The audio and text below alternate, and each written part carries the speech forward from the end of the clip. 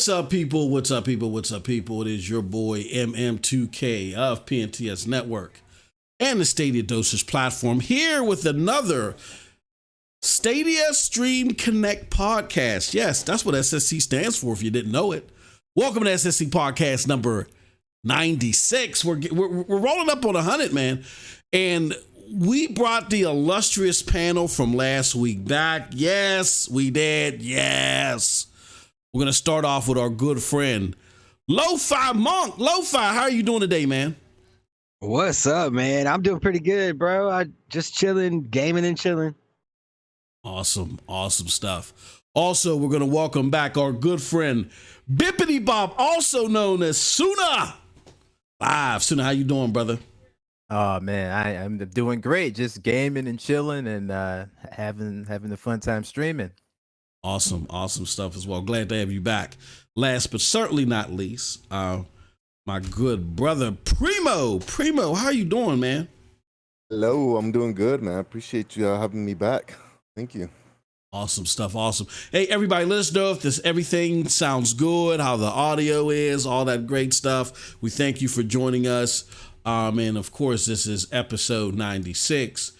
Where we're going to be talking about a lot of the cool stuff that we're seeing happening with Stadia since our last conversation. Today, we'll talk Stadia's potential leap into esports, more cool enhancements from Stadia and community members, as well as Outcasters going free to play, and a whole lot more. But before we do that, we got to pay some bills, right? So you know how we do. Let me show you something. All right, this is the StadiaDosage website where we have the latest and greatest news from Stadia. If you want to get caught up on APK breakdowns, the latest Stadia this, the latest Stadia that, join us over at StadiaDosage.com. All right, that gave me a time to waste time and divert your attention while I put up the link. Okay, the link I was supposed to put up. Okay, there we go. All right, so that's hold on. Let me do this too, and I got to be a good host. Thank goodness. See, I got it easy these last 2 weeks because Pete's not here to really blast me for not being a good host. All right, there we go. But now I'm a good host. I'm sharing the screen with our panel so they know what the heck we're talking about. But here goes the wiki for the games on Stadia, and this wiki is updated on a regular basis. So let's talk about first the pro games. So if you look at what the pro games are so far, this is the huge list of pro games. There's about 52 in there right now. The pro game rotation. This is what has been added. So the last 6 titles or 7 titles that have been added is Five Nights at Freddy's, Centipede Recharged, the game that Project Storm just continues to obliterate. Jesus Christ. Those Who Remain, Worms WMD, Rogue Book, which seems to be the surprise hit of all of the pro games so far this month. Fast and Furious Spy Racers, Rise of the Shifters. We kind of had some controversy yesterday, didn't we? With a cowboy, he was out there cheating. No, I'm just joking. Let me stop. He was fudging the books. You know what I'm saying? That's what they tell me in the grapevine, that cowboy was fudging the books. No, I'm playing with you, cowboy. Let me stop. For he rides through here with his lasso. Rematch. Is it rematch? And last but certainly not least, another one that looks interesting, Time on Frog Island. And I want to get the panel's thoughts on this real quick. I was doing some research, guys, and Time on Frog Island launched on Stadia day and date with other platforms, but it also launched in the pro. And I don't think people realize this. I think people thought this was like an old game that came to Stadia. No, this is a game that released day and date on Stadia, and it launched in the pro. What do you guys think about that? I'll start with you, Primo. What do you think about that? I like it. I was going to cancel my stream. Mm-hmm. Then I saw people posting that it was a shadow drop, so I'm like, oh man, I gotta stream this. Jumped on it. Yeah. I'm a big Animal Crossing fan, and even though it's not like Animal Crossing, it feels like it. Yeah. And I enjoyed it. I had a couple of small little bugs, so I hit up the developer on Twitter. And they were super responsive. I just sent them a couple of clips, and they said they're gonna work on it. So it seems like they're really really supportive of the community. So let's hope they have more games to drop for us. Yeah, that's cool. Ben, what do you think about this game that was, again, not only was it stealth dropped, not only was it day and date, but it was released in the pro? What do you think about that? Oh man, I think that is very impressive, and I love when Stadia does that. Mm-hmm. I just want to see more of that happening. Day and date in the pro. That would be awesome. And I actually booted it up for a little bit, and I stopped it right away because I was like, you know what? I really enjoy this, and I want to stream it. So I am hyped about the game, and I can't wait to get to it. So yeah. Yep. What are your thoughts, Lo-Fi? I haven't got to play it yet, but I did notice I did watch the trailer for it, and I was like, dude, this sounds like Jack Black singing. But no, as far as it being like a day and day release and then going into pro, that is so awesome. It's like you got, and this is like an indie developer, right? Yeah. Yep. Yeah. So like if they can pull that off, you know what I mean? Like if they're able to pull that off and they see the value in doing that, that's big. That's huge. So yeah. Can I just mention that even though the art looks like it's a kid's game, it's not that easy actually. It's a lot of exploring. There's no language. There's no English or any other language. You can kind of, I'm assuming. Oh, that's cool. Made up a language, and so all your clues. First of all, there's very very minimal clues. And the clues that you do get are basically like logos, like little icons. So it's pretty challenging, especially when you look at the fact that I'll just give like there's no spoilers, but there's a transporting mechanism that you have to basically find. And so when as soon as you think it's a kids game, and then next thing you know, you got all these different levels, layers of complexity. It's you realize it's not really a kids game. Okay. Right. One thing I would like to add to that too. Yeah. So as soon as I booted it up, I mean I noticed right away that the art style is just beautiful, and like the game doesn't guide you at all. You know, you just land on the island and it's like, oh, okay, move. Okay, I gotta start moving now. I just want to point out that Stadia does a really good job of getting these like good indie games. Like lately, that's like all I've been playing. I've been playing what is it called?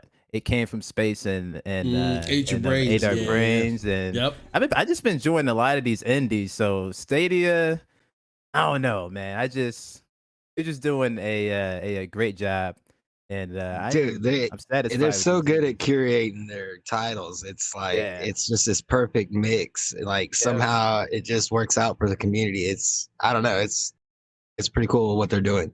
Yeah. It's awesome. Yep.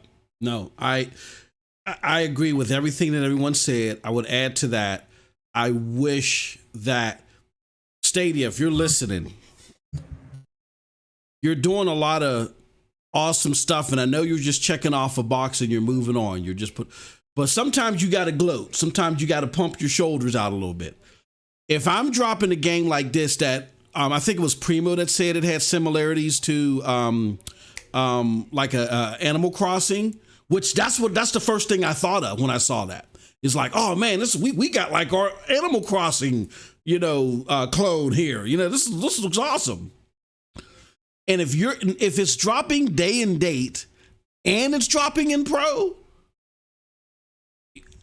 I'm saying that kind of loudly. I'm gonna be like, and coming to and coming to Stadia, day and date with other platforms, and in Pro, Yeah. Because this looks like a quality title. I haven't played it yet, but it looks like a quality title. Well, I mean, think about how much pressure is for an indie dev. How much pressure is on you to get it out, especially if you're going on all these platforms. And then you're like, oh, I can also get it on Stadia. We can do that. Yep. Yeah, absolutely. The mechanics feel nice too. The mechanics feel real nice and tight. Unlike so one of the games that I have a problem with that's kind of animated like that is Hello Engineer, because it also doesn't tell you anything. There's like zero clues, and the mechanics are kind of when you try to jump on something, you kind of slide off and you're not meaning to. But this game, I mean, just moving around, jumping, doing actions on some of the characters is really nice and crisp. Yeah, that's great, man. I'm actually excited to get into this one. I'm gonna actually try it out. It's I love open world games. Anything that's open world, you can get some MM2K time. So I'm gonna try this one out. And this Rogue. I mean, this was a good month. And this is another thing to consider too. I want to get you guys' thoughts on this. Whoever wants to answer this. We hear that the drum being beat about AAA games all the time, right? Where's the AAA games? Where they at? Yeah. But nobody's, except for PlayStation, at the end of this year is getting anything but indies. And we're getting quality indies. And we're getting quality indies added to our Stadia Pro's flagship service, Stadia's flagship service, which is Pro. I mean, do you think that I mean, this is probably a stupid question, but just to get your thoughts on it. Do you think that Stadia Pro or Stadia period is not getting enough credit for the quality indie titles that they're putting in a subscription service? I think so, because just people in general just not paying attention to cloud gaming like I wish they would. So yeah, I think so, because there's a lot of great games in Stadia Pro that I claimed a year ago that I'm just now getting to. Like Blue Fire was the game I beat about a month ago, and that game is amazing, it's challenging, and it's a great indie game. They have a lot of great stuff in there. Yeah. Yep. Just it's good Yeah, stuff. go ahead. No, I was just saying good stuff.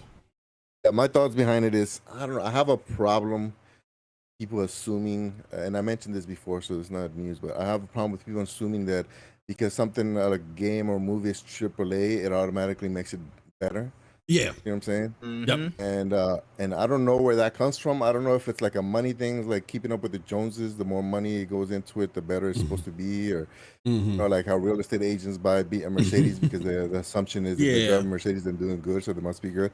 I don't know where that comes from, but I've noticed that whenever I get into a AAA game, and I'm like I said, if you can see how air quotes here, if I ever get into a AAA game on Stadia, it's almost more daunting because you can't just go in, do a couple missions and get out. You know what I mean? And so somebody that's busy, somebody who's a kind of like a casual gamer like me, like the indie games, you literally just go in, do a few things, and you're out.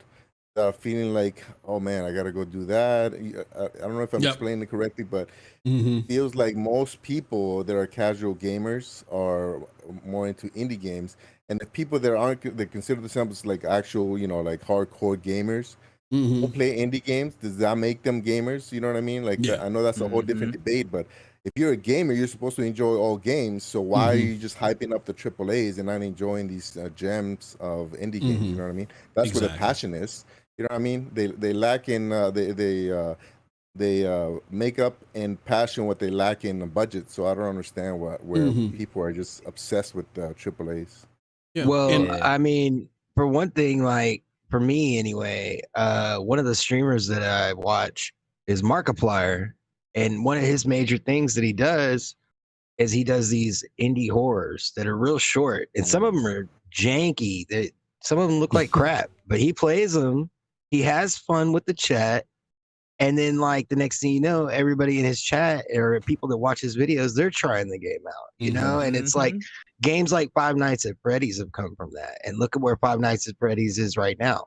And that's what I see with Stadia is they're giving you the opportunity to play these indie titles that some of them are obscure, like to me anyway, that like, I didn't even know they were around until I saw them here. And they're really good games. Yep.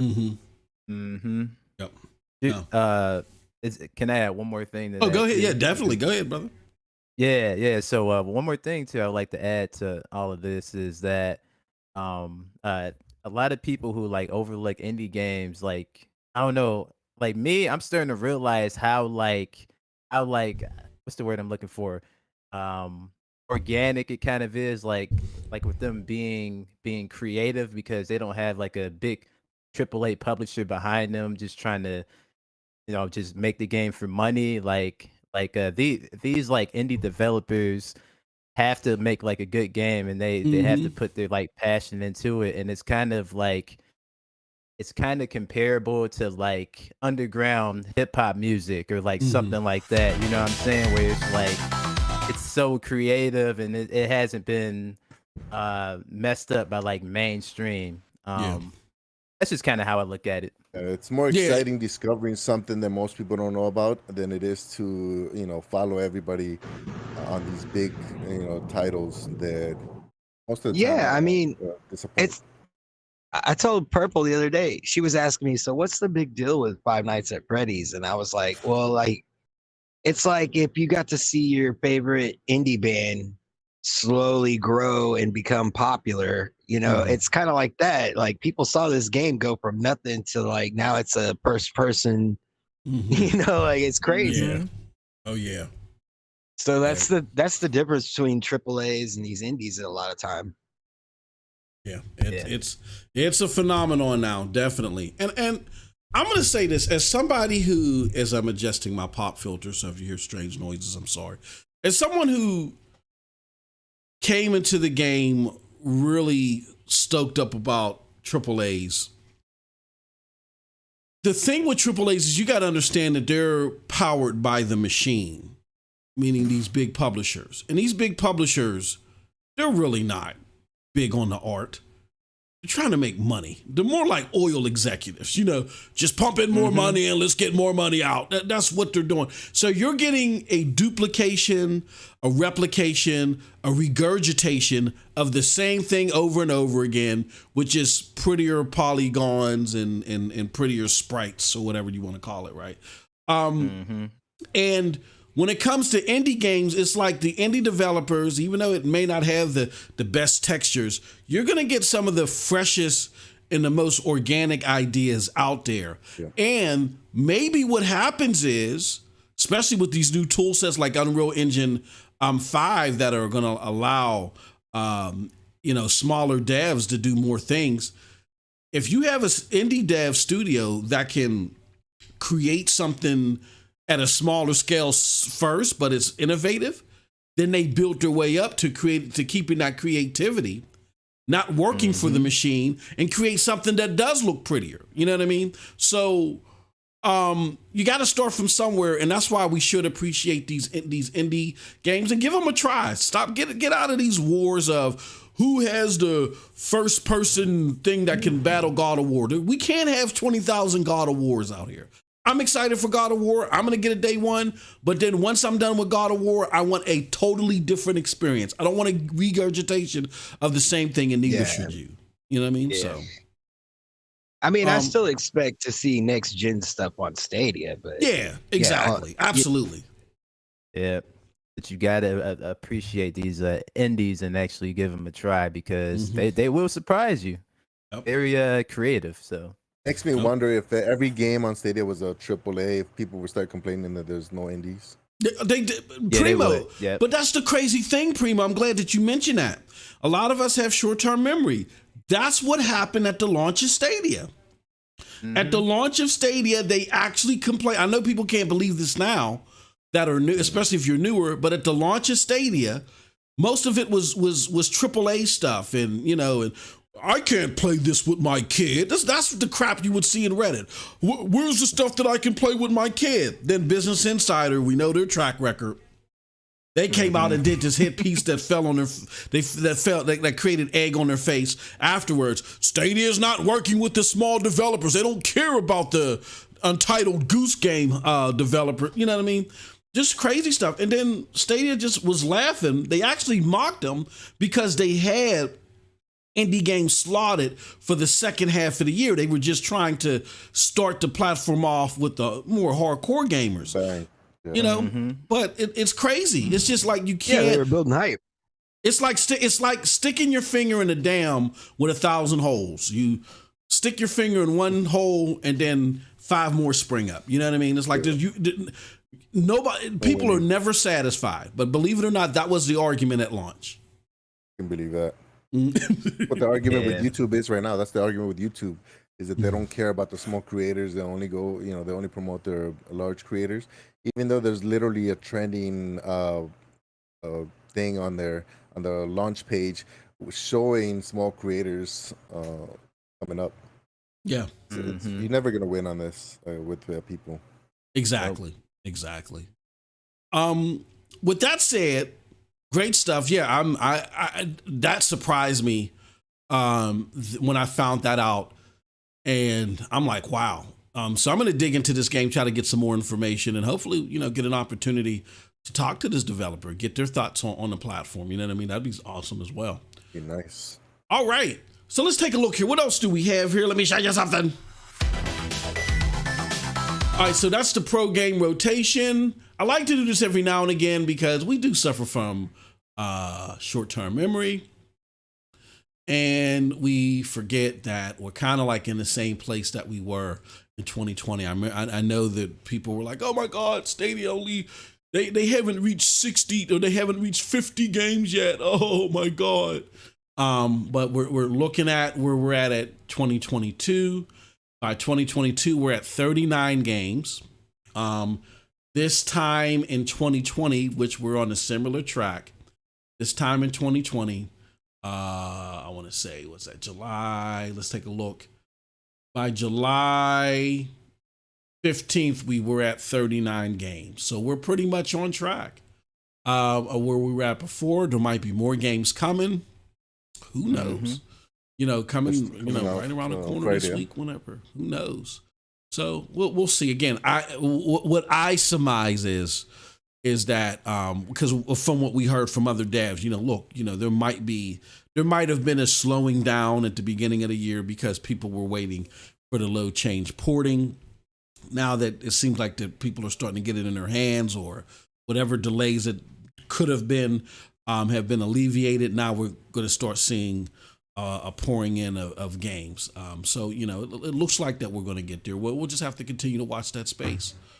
M, Yes, sir. do you think with how many games they still have left to release this year, Mm-hmm. do you think that we might see more shadow drops on 2s? Oh man. Yeah. Because that's what we got in 2020. That's a great point, Lo-Fi. Yeah, that's what we got in 2020. We got shadow drops all over the place. Yep. Mm-hmm. Again, they have to have, because if you think of the numbers and the ones that are announced, it's a fraction. The games are announced for this year. I think the majority of them are going to be either maybe like a few days heads up, like the ones coming out on Friday, or they're just going to drop on days. Mm-hmm. Yep. Ain't nothing wrong looking at precedent when it comes to this stuff. I know people get tired of hearing that. Oh, precedent, you old geezer. But no, just look at history. And Stadia already got a blueprint for this. They got hit with delays in 2020, and they found a way to still meet the milestone that they had set, at least for the number of games that came out. It looks like that they may be in a similar situation in 2022. So they've already successfully had to deal with delays and still reaching that number of milestones. So being that they've already done it, they know what to follow. They know what to follow, know how the communication pipelines need to happen and stuff like that in order to still, ensure that these games get out. So great point. I think that we are just going to continue to see stealth drops here and there. And to Christopher Torres's point, shout out to Christopher Torres. He said, no, the stealth drops are fine. The stealth drop of Frog Island. No, stealth drops are great. When they need to happen and when they occur. I'm not worried about the stealth drop. I'm just saying after you stealth drop it, if it hits a litmus like day and date into Stadia Pro, you need to pound your chest about that. You need to pound your chest. You need to get on the mic. You need to say, oh, wait up. Stop eating. Put down dinner. Guess what just happened? We just dropped something day and date in the Stadia Pro. Yeah, Stadia Pro's a good vibe. Okay, go back to eating your corn chips, pork rinds, whatever. And I think people, if anybody had kids when the pandemic hit, it took a while for schools to organize everything to be able to have the kids study from home, and then they started going back to school, and that took a while. They have different phases. So I'm assuming, just population wise, that's the same thing that happened with a lot of these development studios, where they were forced to, push everybody out to the house, quarantine everybody, and then they still had work to do, so they had to figure out a system to get everybody to get their input in, and then they had to come bringing everybody back without causing everybody to get sick. So people are just forgetting about that stuff like it's nothing. I mean, it's a 100-year pandemic, and nobody's allowed to have a hiccup or two. Yeah. That's I mean, and again, nobody's saying, what, we have to put this game out at the beginning of the year because our job is to make Stadia's pipeline look balanced. They ain't thinking about that. They're thinking about we might have to push this back a little bit. Or, we might have to move this up. Like, go back to, if you ain't got to take this from me, listen to the damn devs. We interviewed the CEO of Voldy Way over there on Stadium Connect North. He actually laid that out for you. Like, yeah, we wanted to do this, but we had decided that it would be better at the end of the year. And a lot of people may have realized that. We got to be honest, and we got to understand that this is a 1% business. At this phase of it still requires a little bit more development than just flipping a switch. And these developers got to keep their lights on. And we may be a lucrative business for a lot of indie devs and so forth, but the most lucrative platforms, period, are PlayStation, Xbox, PC. You know what I mean? So sometimes it's just going to make sense for them to realign some things, move some things around. But again, have some patience with the process because we've seen it happen like this before. Yep, COVID sucks. It does. Risk locks for all. You're absolutely right. It sucks. But people, I think, are just discounting the impact that it's had. That's a great point. Hold on one second. Christopher Torres says, no, MM2K, I disagree. Only pound your chest on big games, not indies, in my opinion. But the point is that it's out day and date, not because it's indie. Yeah, but because it's day and date. Yeah, you pound your chest, and all we getting is indies.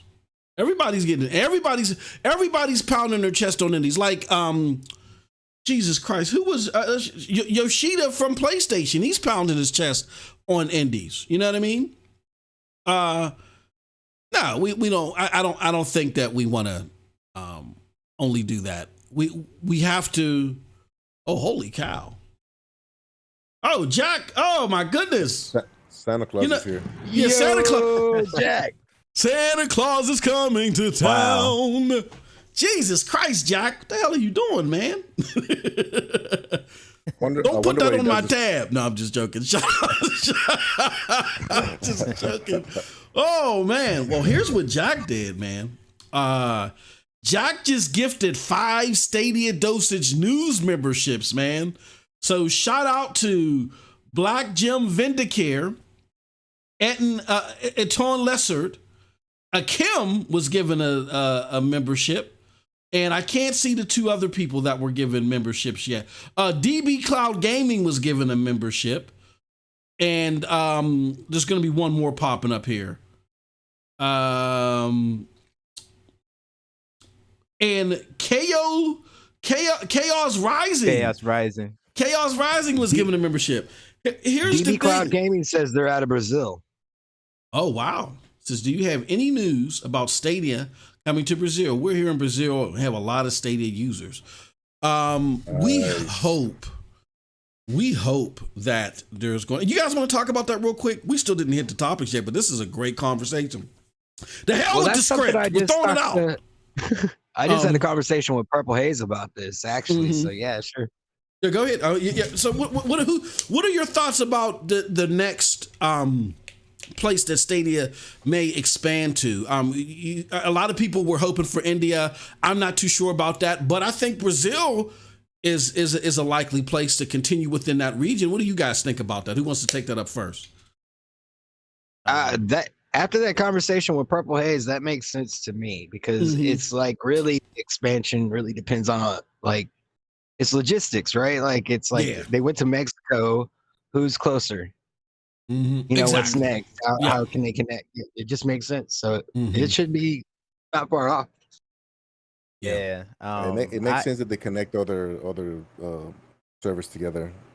The better.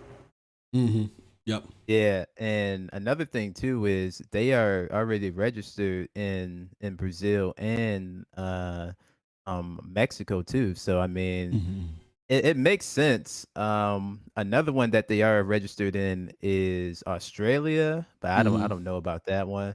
But hey, I mean, who knows? I definitely think Brazil is realistic though, along with Mexico this year. It just makes sense. Yeah,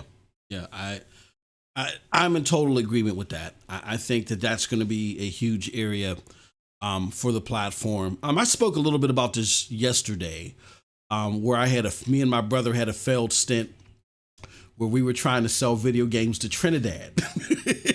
Believe it or not, we have a friend in Trinidad, or a friend from Trinidad. He worked with my brother. And he told us like years ago, he said, man, games, this was like, I want to say this was like 2004, 2005. When he told us this, he said games in Trinidad are $140, where at the time, I think in the States, they were $49.99. So we were like, holy crap, what the hell's going on here? And he said, you know what, if somebody finds a way to get games over here and they undercut the market, man, they'd make a killing. So me and my brother in our continuous drunken stupors, we went ding, ding, ding, ding, ding. We found a jobber, a wholesaler that sells games wholesale. We bought them, and we started trying to package them up and send them to Trinidad. And boy, were we overwhelmed. Boy, was our paperwork bad. Boy, did we have to quit. But that's the thing. There's so many tariffs and stuff like that, or whatever you want to, not necessarily tariffs, but taxation and stuff like that, because it's coming by water. And when you take the whole physicality out of it, and it's just based upon your infrastructure, you know what I mean? Where your internet infrastructure, is decent. Doesn't have to be great. I keep hearing people say, as long as you got great internet, Stadia is okay. No, as long as it's decent. Stadia works on decent internet. Now, if you live in a household with a family, you live in a household with like 90 people, you better have a great internet. But if you got a normal household, you just need decent internet. You take out the physicality of all this stuff, you're not going to get rid of all the taxation that's involved, because some of it is just embedded in the sales of games, but you're going to get rid of a lot of that overhead, and cloud platforms like Stadia can make a killing in those areas. You know what I mean? So I feel like distance to the servers is more of an issue than speeds that you're getting, because I get excellent speed. In fact, I upgraded my speeds a while back to 400 down, 20 up, which is like the next business level, but I was still getting the latency. So I think if they put servers in Mexico and Brazil, that's going to cut out a lot of that distance of people from those countries and the servers. Yep. And then another thing I wanted to mention too, the scientist. So he was in Stadia Connect North. Is that what it was? Yeah. Yes, he was. Yep. He sounds like he's Brazilian, and he had numbers of I think it was 30 something countries out of the 22 that are supported, but it's something that we're already playing Stadia, even though it wasn't supported there. And I guarantee you, obviously this is like a dumb statement, but Google must know that. So if you look at those numbers and you see in countries that aren't supported but still have people reckoning sessions and time, obviously you're going to go for the biggest populations. And right now it seems to me, I don't know the exact numbers, but it seems to me like Mexico and Brazil have the largest populations in northern, central, and South America. You know what I mean? So why wouldn't you go for the bigger fish? Yeah. Yep. That I can tell you, since I've been doing this on Stadia, one of the biggest countries next to India asking for Stadia, really more than India. I think when we talk about India, we're just looking at the population, the fact that the infrastructure is there, and we're like, that makes sense. I mean, people in India have asked for Stadia, but the most rabid requests have come from Brazil. They're like, when are you coming? What's going on here? It's like when you're playing like Risk on a computer, like really, it's like what country's right next to it, like connecting where you can move, Exactly. Yep. Yeah. So, I mean, platforms growing, slowly rolling out. It's a lot of potential in a lot of these countries, but I'm with you guys. I think Brazil, I hope that answers your question. But I think Brazil would probably be next. And to Purple Haze's points, it's like, it's like location. What logistically makes sense? And I think Brazil would make sense. You see what Cloud Validation's saying. He says, in the middle of nowhere, cornfields and crickets. Yeah, he's talking about how people say that Stadia doesn't work for them on their network, and he plays on his phone. Yeah, I mean, but see, this is where I shout out to my homie Porter Rock, big PlayStation fanboy.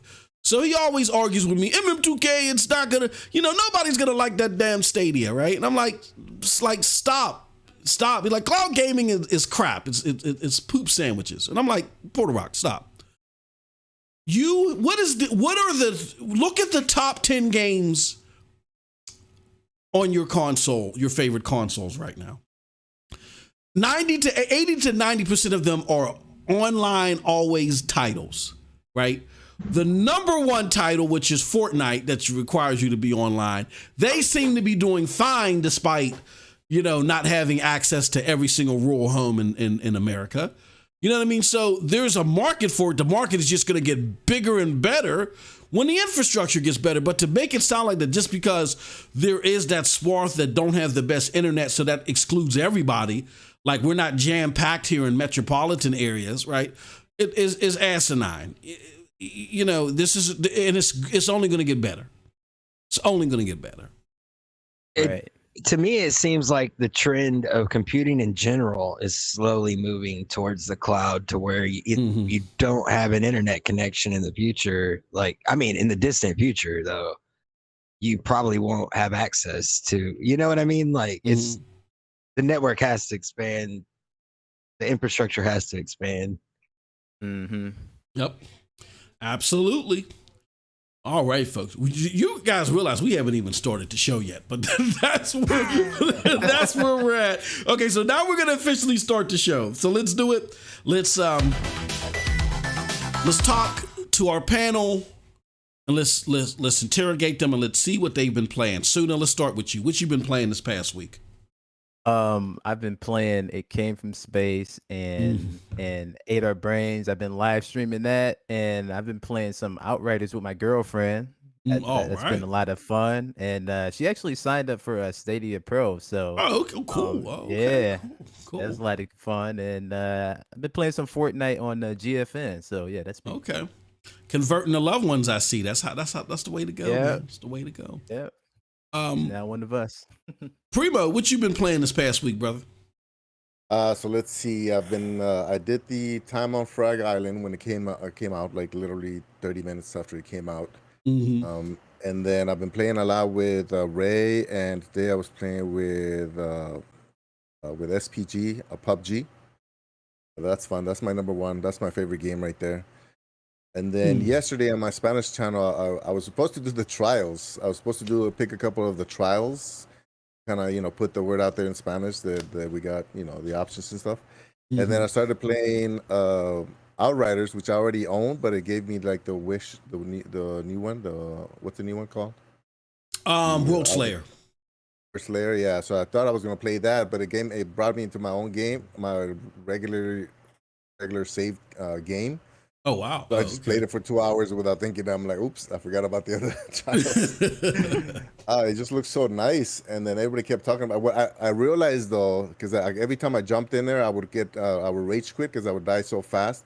Realized that I had it on the extra difficult mode, and I didn't realize that until, you know what I mean? I didn't know that it was set that way. So I dropped it to the easy story mode, and it was way more enjoyable for me. Okay.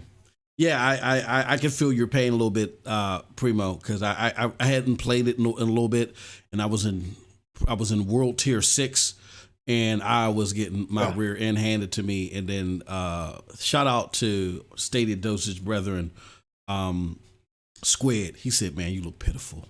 Now Squid, Squid in his nice talk, his nice tone. He said, You look pitiful. I'm coming in.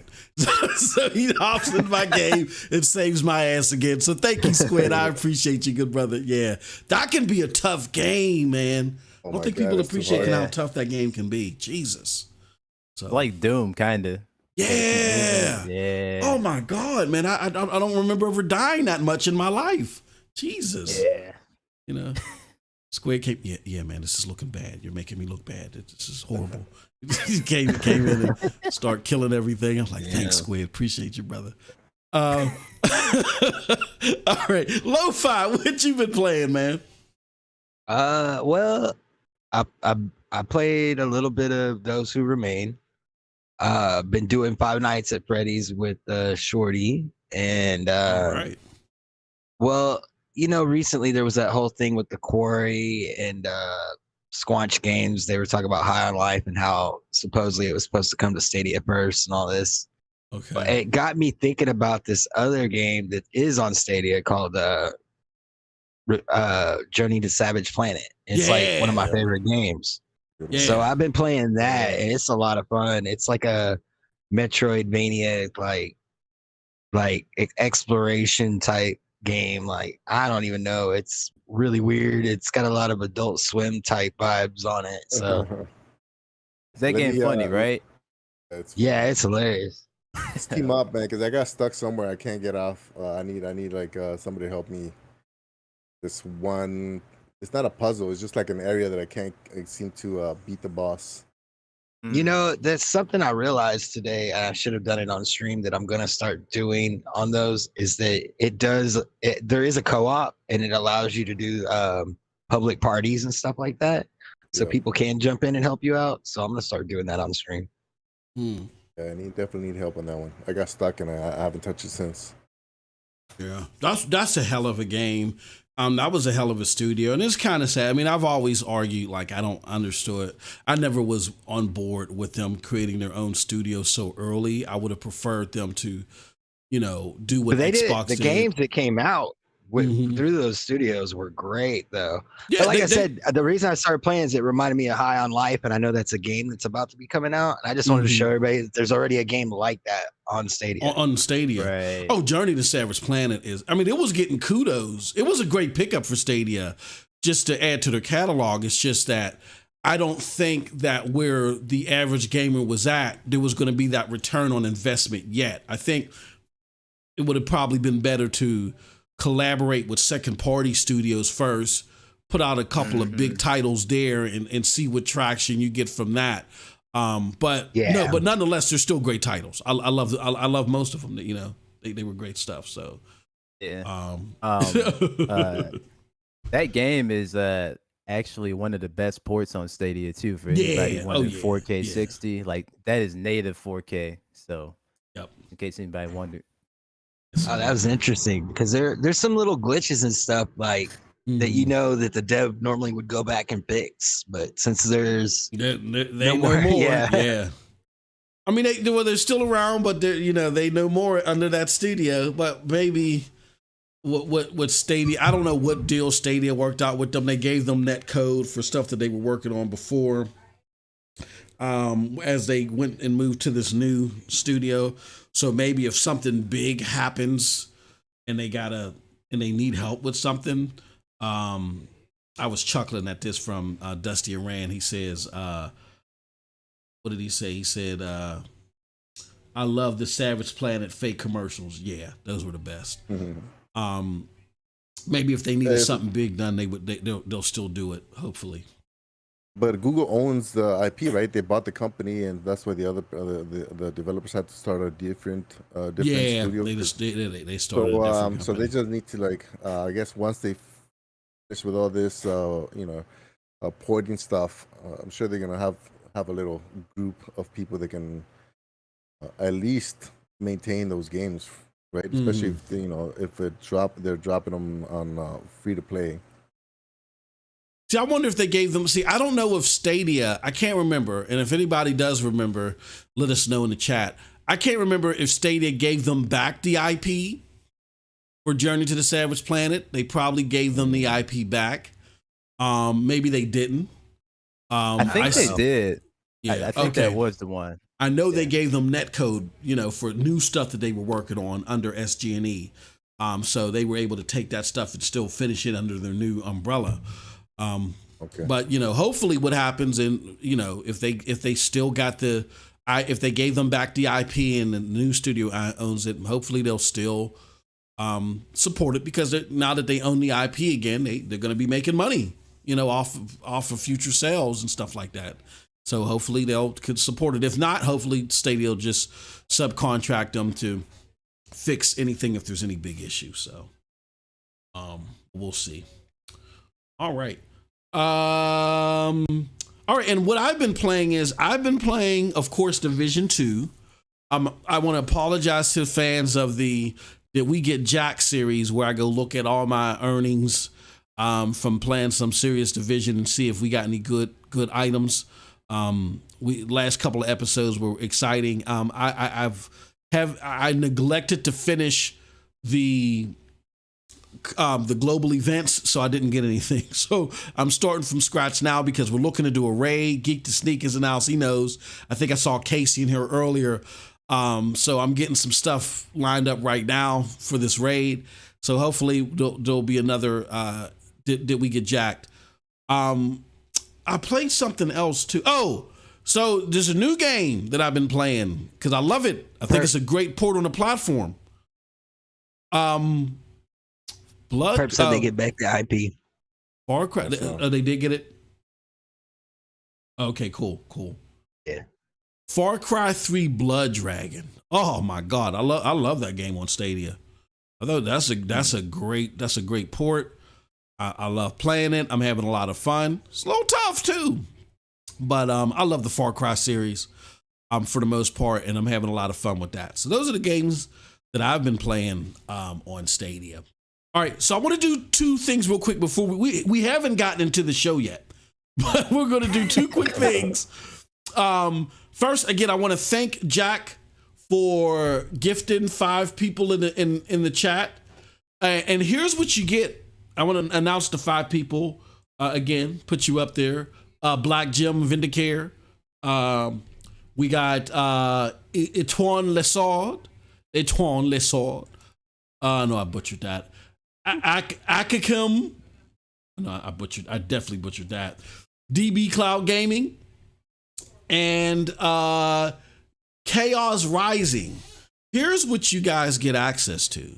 So you're going to want to thank Jack for this one. You get access to quality content, including directly after the show, where we're going to have our after show. So we have our SSC after show. We also have Sound Off, which is member exclusive content, and we have a member recording of Weekly Update, where there's like almost double the content with that. So you get that as far as content is concerned. But in addition to that, we do a raffle every month. And the raffle that we do every month is the first 2 months of every quarter, we raffle off a controller. In the third month of every quarter, we raffle off a plug and play bundle package. So that includes the Chromecast Ultra with Google TV and the controller for you to opine. So as long as you stay a member, you get to participate in those raffles. So you'll be put into our raffle this month for the controller.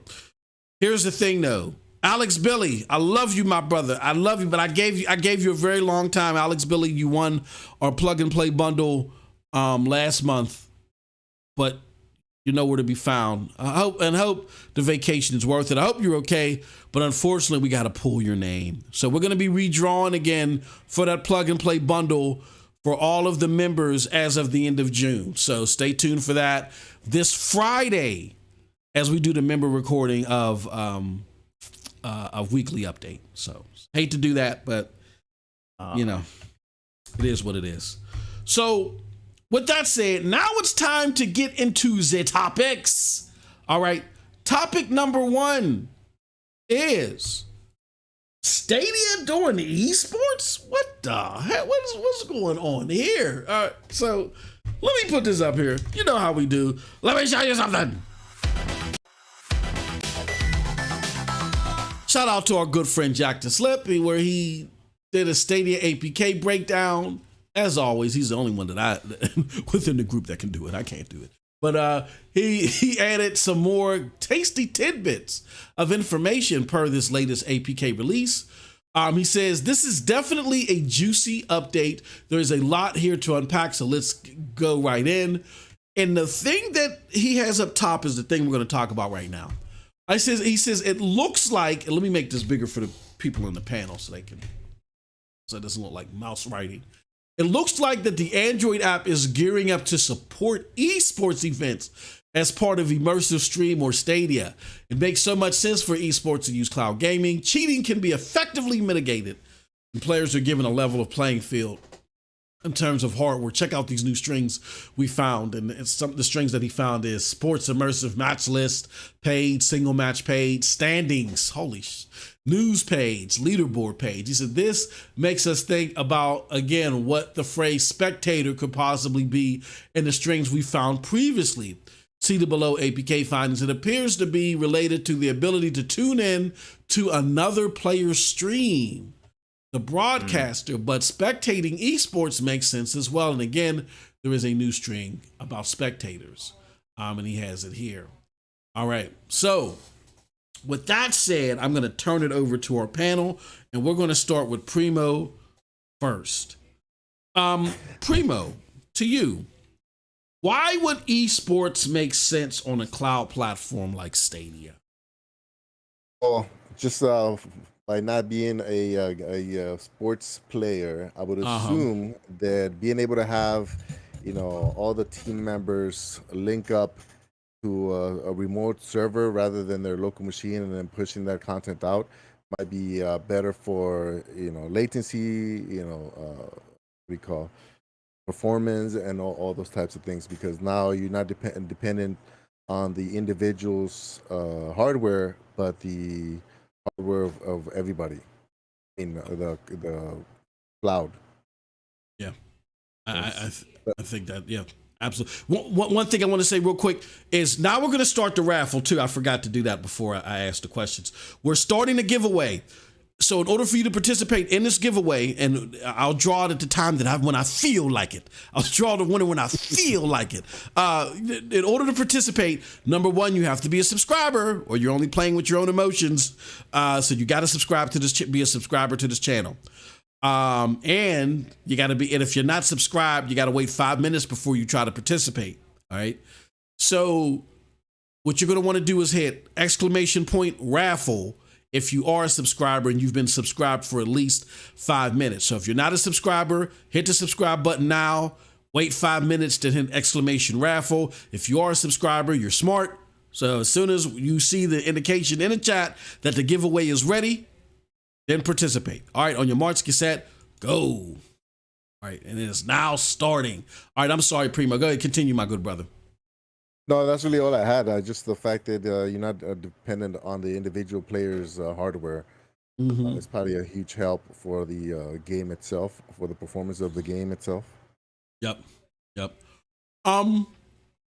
Suna, what do you think? Why do you think that esports makes sense on a platform like Stadia?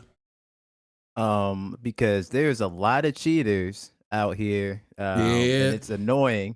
like a lot of these top streamers. Well, I don't know about a lot, but I would say probably close to half of them are cheating, and a lot of people don't even realize it. Especially in Warzone. But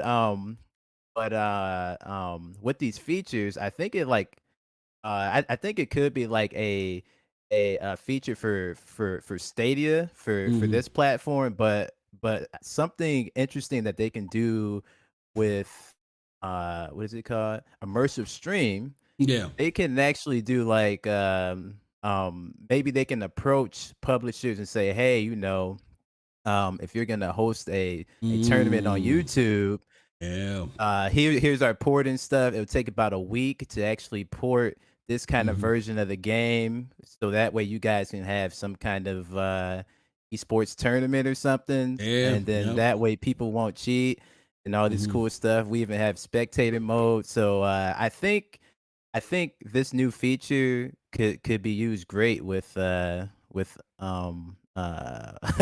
called, immersive stream, just for that reason. Even if the game itself doesn't come to Stadia, they can just port a version of it, kind of like Resident Evil demo. They can port like a Apex Legends esports version of it just for like a week or something, just to do this. So I think it's cool.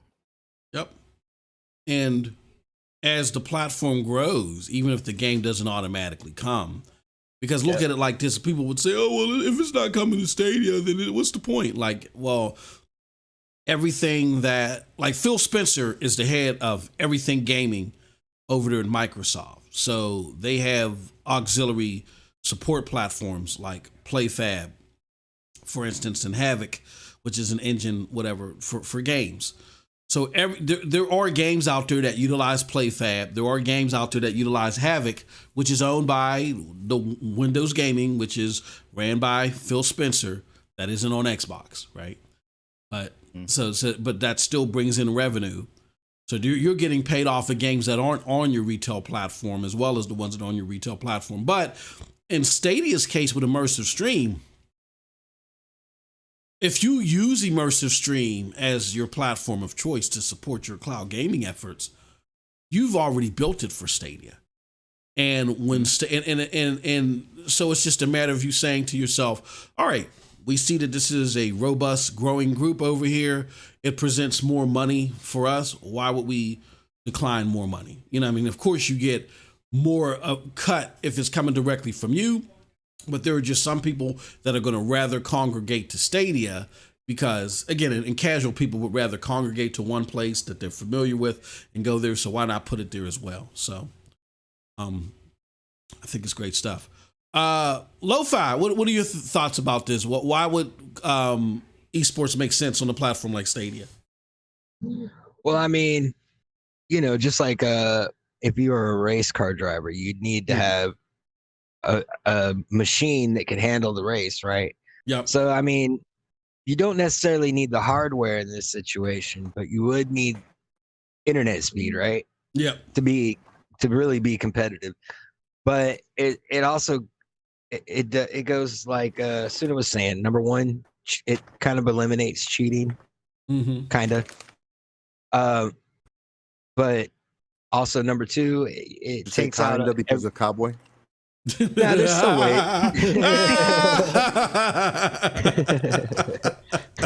That was horrible. Shout out to Cowboy. Shout out to Cowboy. He hesitated. He looked. He's invisible right now. I don't know. Yeah, exactly. But, yeah, he's actually on the panel, but we can't see him. That's a good one. But there doesn't need to be a central. Oh man, no, let me stop. Oh man, let me stop. But you don't have to be all in the same place. You can just connect from home if you want to compete. Yeah. But it also makes sense because like if you look at that, there's a lot of things they could do with this, right? Mm-hmm. Like what if you connect to Stadia and you're looking for a game to play? How sometimes it says there's public parties open. What if it was like, hey, join in this tournament? Mm-hmm. You know what I mean? Yep. I think you just said it, and you just kind of flew by it. But as soon as you said it, I'm like, whoa, that's the biggest. Yeah. The fact that when you look at sports events right now, and everybody gets provided their PC, and they have to be in the room, so they have judges, and they have people making sure that they're not cheating or looking at the screen. Isn't that the biggest thing right there, that you can actually have them at the house? You can have remote. You can have remote competitions, and that way you don't have to be like the top of the top to be able to afford the airline tickets and the hotels. And with that spectator mode, it's kind of like, well, if you still don't believe they're not cheating here, you can spectate on it or something. Maybe you can put them all on the screen somewhere, and then you can see what they're looking at, and they don't have any software because it's all on the server. It's actually, I think that's the biggest thing right there, and I even completely forgot about it. I mean, I didn't even think about it until you said it, Lo-Fi. Yeah, it looks like this is just kind of like it just depends on what you're trying to do with it. They've allowed people to organize a way to integrate into Stadia's app itself, and just wait for content creators maybe even to use this. We'll have to see how it goes. It's pretty interesting. Yeah. One thing too, so with this feature being developed, I mean, we're not sure 100% what it is, but if it is exactly what we're saying it is, what kind of games do you think are coming then? Do you guys think we're going to see some more esports games on the platform because of this now? Like, do you guys think Well, that kind of ties into our next question. So, we're going to start with you, Suna. We're going to start with you, brother. We're going to put you on the spotlight. What would be the best 3 games? And it could be a mix and a match of games that are currently here or games that you would like to see on the Stadia immersive stream infrastructure. But what would you think would be the best 3 games for Stadia to host, or Stadia immersive stream to host for esports? Start with you. Well, PUBG for sure. Because PUBG is just huge. Oh yeah, and then XDefiant. Oh, but wait a minute, you'd have to cut that one out because that's cross-platform. They can do something where it's Stadia only. Yeah, they can lock. Yeah, they'll lock it to That's Stadia. true. They can lock it in. XDefiant, you need the invite too. Right. X Defiant is coming probably early next year or late this year. I mean, we don't know, but that would be a good one because that game is very esports like, great game. And then maybe this is how we see 9 to 5 make it come up. Yeah, Outcasters. 9 to 5 could do it. Outcasters, yeah. Outcast. Oh my goodness. And I just want to say one that's not here on the platform yet. I think Apex Legends would be really good for this. Yeah, if they can get it, like, well, whenever they get it. But yeah. Cool. I think any game. Maybe there'll be a Skull and Bones. Oh, dear Lord, Jesus Christ! Well, I hear there's cutscenes when you take over a ship, so I don't know. I don't know about that. 5-hour competition. Yeah, 5-hour cutscene competition. So who wants to go next? 3 games, just 3 games that you think would be great, whether they're already on the platform or ones that you think would be awesome to add to the platform that would go well with esports. Who wants to go next? Primo, I'll nominate. Yeah, well, I'm not a big sports fan. I mean, I like racers, so I can see how Grid might have a 40-person, 40-person race, and then you can actually see everybody's monitor, so that way we know if they're invisible or not. Then you can have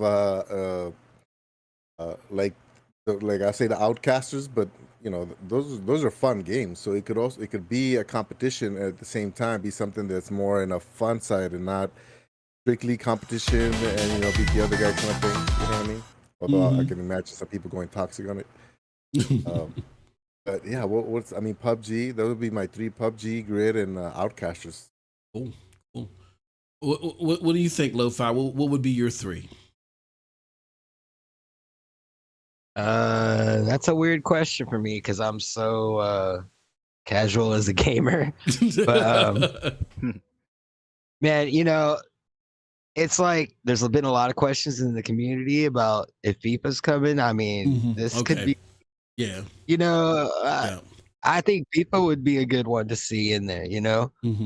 Not that I play it, but I think I would enjoy watching I'd enjoy watching an esports tournament like that. But I guess for me, Destiny.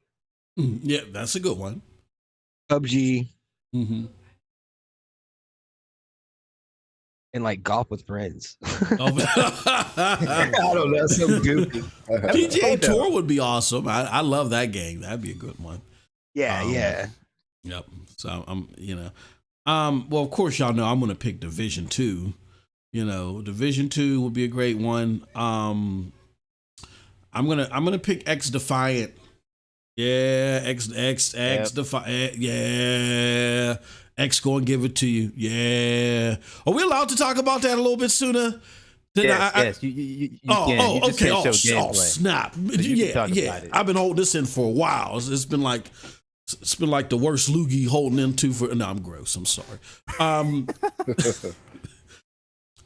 X Defiant. Let me tell you a little story about MM2K. MM2K is trash in competitive gaming. I'm trash. Okay. All right, I'm like 5-day-old rotten potatoes. I'm trash, right?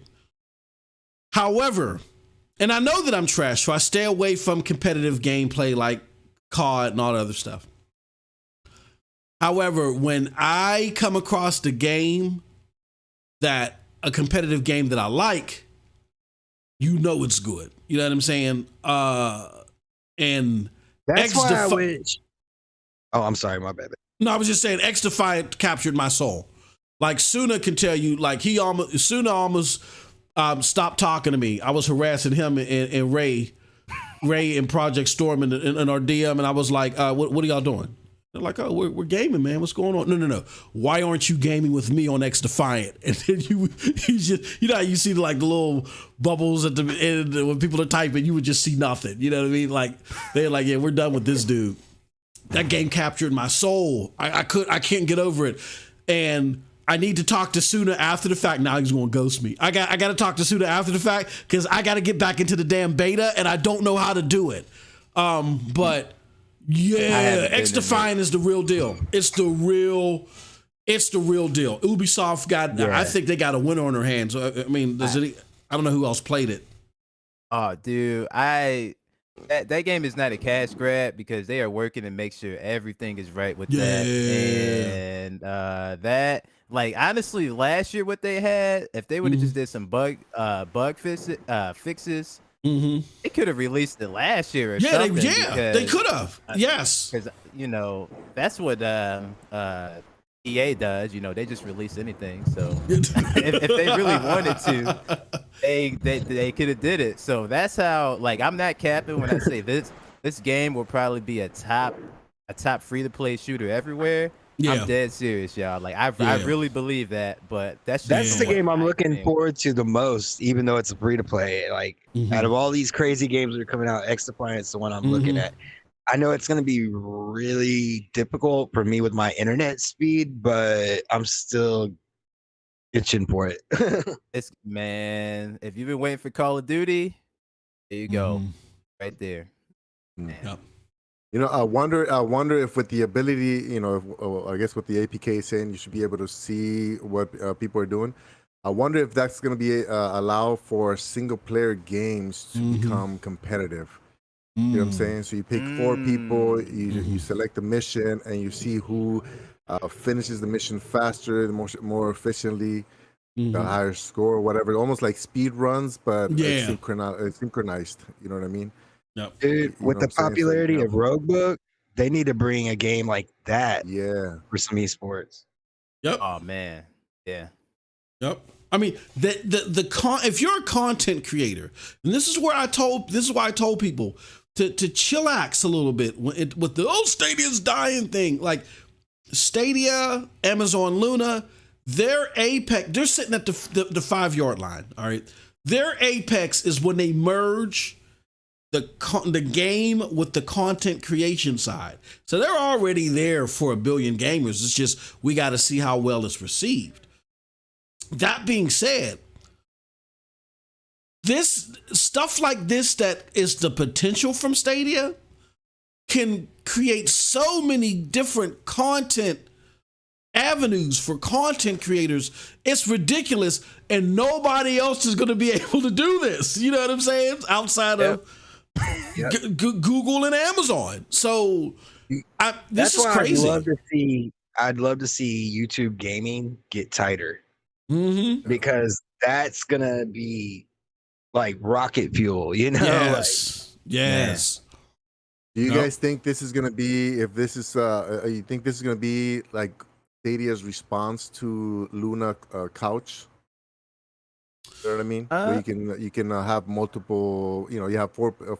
No, I think Stadia's response to Luna Couch is going to be Stadia Couch when they finally come out with that. It's going to have to happen. They actually, Primo, in an APK in 2020, they actually had that advertised in an APK late 2020. I think it was November's APK. Before Luna even did it. Then all of a sudden Luna just came out of nowhere and they had it. And we haven't heard. Now, granted, that was before SG&E closed down, but I don't think SG&E would have anything to do with that. Maybe there's just some other things they're trying to do with that. Maybe there's things that they're working out with publishers, because again, publishers got to be cool with, again, additional players playing, getting access to a license without paying for it. You know what I mean? So, like in those interviews with the Dawn of the Monsters developers, they were talking about how they wanted to bring that multiplayer aspect, but they couldn't afford it as a small developer. Yeah. So I just feel like if Stadia added that, that would take a lot of pressure off of the devs, especially small ones that don't have the time for that. Yep. Because time's even more valuable than money in some ways when it comes to doing these things, Yeah. But what I mean is, like, let's say, let's take for example, Death Run TV. Yep. That's not a multiplayer, right? But right now you can't really play with anybody because it's not multiplayer. But what if this feature, the esports feature that they're talking about? What if you can be playing, you can be in a party with somebody, right, and you're basically watching their screen and you see your screen as if you were a local multiplayer, but you're not You're not playing a multiplayer game Now at you're talking all. about Stream Connect. Yeah. But Stream Connect is not split screen though. So what I'm saying is, what if you can have it? What if it's something where you can Stream Connect? You're playing a multiplayer game and you can see their stream. I'm talking about like local games, local single player games without multiplayer. You can play with somebody, even though you're not even in the same game. Maybe you're in different levels or whatever, but you're still seeing each other's screens. So you're still playing together, even though you're not actually playing together. Makes I sense. got you. That's a pretty cool idea. That'd be kind of cool if we could do that. Yeah, because I do that all the time on YouTube. I'll be hanging out with people that are just streaming low key, and like I'm You're playing watching my their game. stream, but it's delayed by 4 to 20 seconds. Yeah. So when you react to something, you gotta wait on their screen. Yeah, I do that with Ray when I play PUBG with Ray. He starts cursing everything out, and then I look at the screen, and then I realize, oh, okay, that's why he's cursing. You see what I'm saying? Instead of watching it at the same time. Yeah, man. Well, I think that's something that's coming. To be honest. Hopefully that's what this means. One thing I would just like to add too. This is why, in my opinion, like I just love like the potential of Stadia and Luna, because they're gonna be able to do stuff like this, and like it makes them more than just a platform with just games on it, with just PC games on it. Like this is a community. We got all these unique features.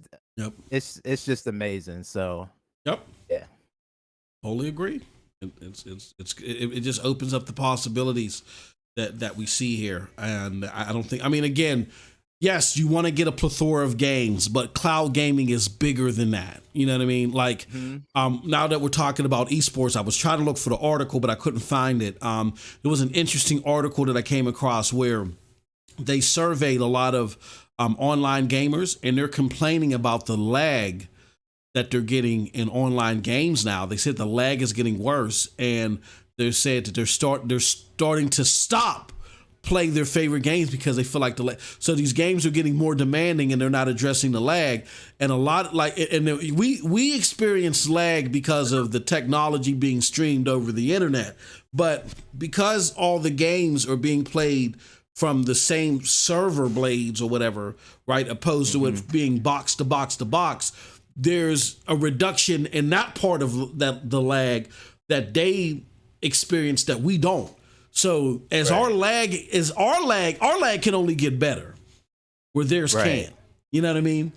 And you're going to get to a point, crazy enough, because of the predictive controlling and stuff like that, you're going to get to a point to where the response, and I think, and that's what I appreciate about GFN, even though it may not overall be the best product for me, but I appreciate this of their technology. You're going to get to a point where competitively down, and it's not going to be tomorrow or next week, but you're going to get to a point where competitively playing on that cloud server is going to feel more responsive and better than playing natively in certain instances. You know what I mean? Yeah. So, and GFN is a testament. I mean, this technology that whatever they're using is early. 10 years from now, the technology is going to be way better. So we got to understand that dynamic. I've played with a lot of PC players. I've gotten a couple PC players to play Destiny 2 with me on Stadia, and the responses are the same. Is that it feels different from having the installed version, whereas they said it just has like a smoother feeling, like it's just glassy. Yep. Yep. That's good, man. It's going to be interesting times, and what we're seeing is the front end of this. Don't take it out as it is out of the box and think this is how it's going to work. No, it's going to just keep getting better and better and better and better.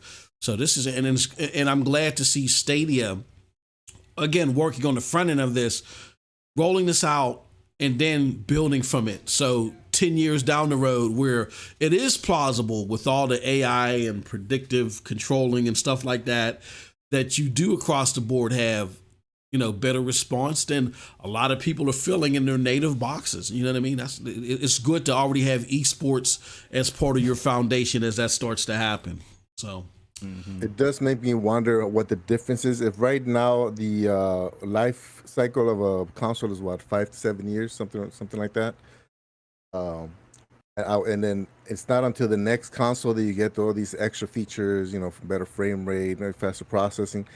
I wonder how that's going to apply to the cloud platforms like, Oh yeah, the cloud Stadia, platforms. Luna. Yeah. I wonder if the life cycle is going to stay the same, which I doubt it, or if it's just going to be like constant upgrades, boom, boom, every 6 months or something new, which is way more exciting than having to wait until the current console you spend $500 on. Exactly. Yeah, so you can buy another one that's already in, like, look at the Switch. The Switch, when it came out, was already like in old school hardware, right? You won't have to deal with any of that. I wonder what the life cycle is going to look like for cloud platforms.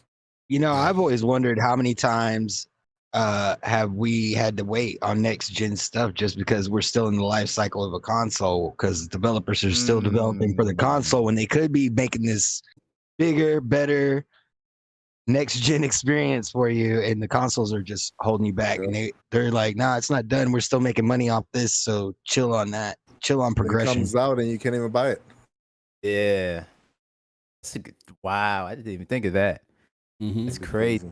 One thing I like to add too, it may be kind of controversial, but I've been using the 3080 tier for a minute, and I'm gonna say, look, like, so the latency is amazing on it, but I've been using Stadia 1080p with the Stadia controller, because the Stadia controller lowers the latency a little bit more. Honestly, it seems like the Stadia controller in 1080p is a little bit less latency for me, even compared to the 3080 tier. I don't know if anybody else has experienced that, but bro, that controller is magic. That controller, that Wi-Fi connection. Yeah, that's important. That Wi-Fi can. I don't think a lot of people. And again, that's another reason why. And I think Suna can appreciate this. This is why I mean, Stadia is my favorite platform, but I don't sleep on Luna. I think both of them, of having that platform, I mean, that controller integration, I think they're going to have a leg up on everybody else as far as responsiveness overall. I'm totally impressed with what GFN is doing. The problem with it is it's not universal. I can't go from my RTX card, PC or whatever to my Chromebook and then go to my TV on any dongle and get that responsiveness. You know what I mean? I got to have an NVIDIA Shield. I got to have a certain card to get that. You know what I mean? It's too piecemeal. You know what I mean? For me, for my liking. Speaking of controllers, though, I'm messing with you because I know where you're going. Oh, well, I have the Luna controller, and I like that. I hope that Stadia picks up the automatic syncing. They're putting the code in, which, if you're only playing your TV, that's not an issue. You turn it on, and it goes on. But when you're switching screens from your phone to your PC or whatever, I hope that Stadia implements the fact that you turn on a browser, you hit on the game, and the controller automatically comes over. Yeah. Well, so we'll I think they're gonna have a leg up because of that. And I'm impressed with GFN's technology. It's just that, it's not across the board yet. And we'll see how it pans out. But again, all of them have shown some impressive stuff in regards to dealing with latency and lag and all that other stuff. And it's only going to get better. So, hey, Twisted Barber, you got to hit raffle, exclamation raffle again. You messed up by saying what's up to everybody. We appreciate it, but you just got to put exclamation point raffle, no period. So you can get you a ticket. All right. On to the next topic, which is more controller enhancements. So we kind of had a couple of cool things happen on the enhancement front. Oh, I'm already there. No, I'm not. Let me show you something. All right. No, it's not Kratos' new season is live. That's not it. Let me make this smaller because now I can't see. Now it's too big for my old eyes. He was giving you I was helping with a segue. Yeah, he was giving you a segue earlier. Oh, did he? I messed it up. Yeah, that's my bad. I alley-ooped it. You missed it. Oh, oh wow. Okay. You mean the let me show you something. Yeah, I was like, speaking of controllers.